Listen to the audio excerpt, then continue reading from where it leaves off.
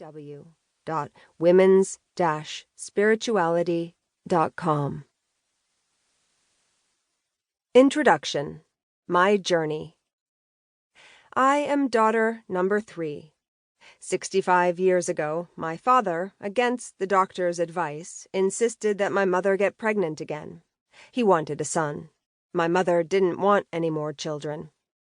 I can't be certain that I sensed her unhappiness about my impending birth while in the womb, but I think I did. A former therapist of mine thinks so too.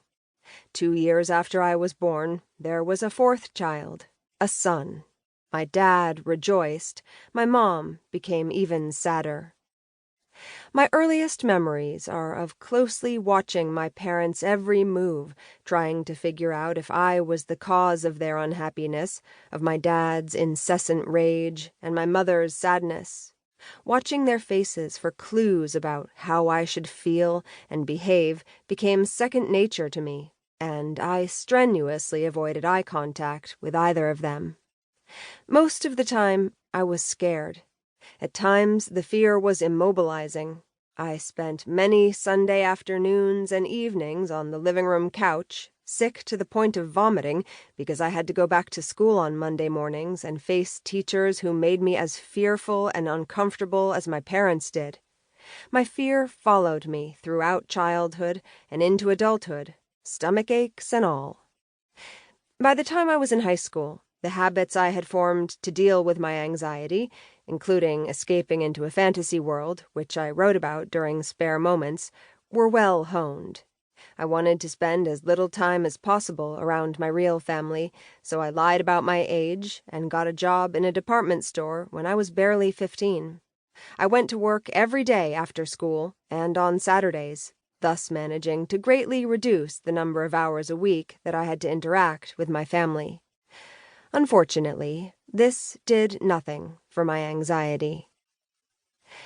Growing up, my siblings and I never talked about the near-constant fighting at our house. Sadly, we seldom talked to each other at all, so I never knew if the fighting triggered the same kind of fear in them.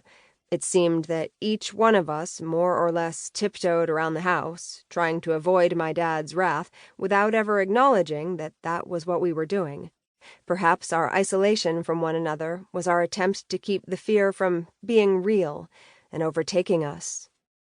Only in the last few years have my siblings and I broached the topic of the tension in our household. Since no two people ever share the same perceptions in troubled families, it's perhaps not surprising that no one seems to recall it as vividly as I do. One sister hardly recalls it at all. Throughout high school, even though I was a member of the in-group, I always felt slightly separate. I often tried to read the faces of my friends to see how well I was liked, as had been my steady habit in my family. I am quite certain that none of my friends realized how insecure I felt. I certainly never voiced my fears. I didn't need to. By age 15, I had discovered the perfect anxiety reducer: alcohol. My drinking was alcoholic from the start. I didn't get drunk every day, of course. It was not until I was married that I started drinking every day. But I did feel an immediate sense of well-being every time I drank, and I loved the freedom from fear that alcohol offered me. My love of alcohol didn't elicit reprimands or even a glance from my parents. They drank too, as did all of their friends, as well as their siblings. It was easy to indulge without drawing attention to myself, and luckily for me, there were frequent family gatherings where I managed to meld into the woodwork with a drink in one hand and a stolen cigarette in the other. In 1957, I reluctantly entered college with just one purpose in mind: to find a husband who wanted to party. I had not actually put words to my intent, but it was evident to anyone who watched. And I succeeded. My first marriage, which began while we were seniors at Purdue University, quite surprisingly lasted 12 years. Alcohol was first the glue, and then the poison. We had not set out to hurt one another, but we did, over and over again. Long before the marriage ended, we moved to Minnesota in order for my husband to attend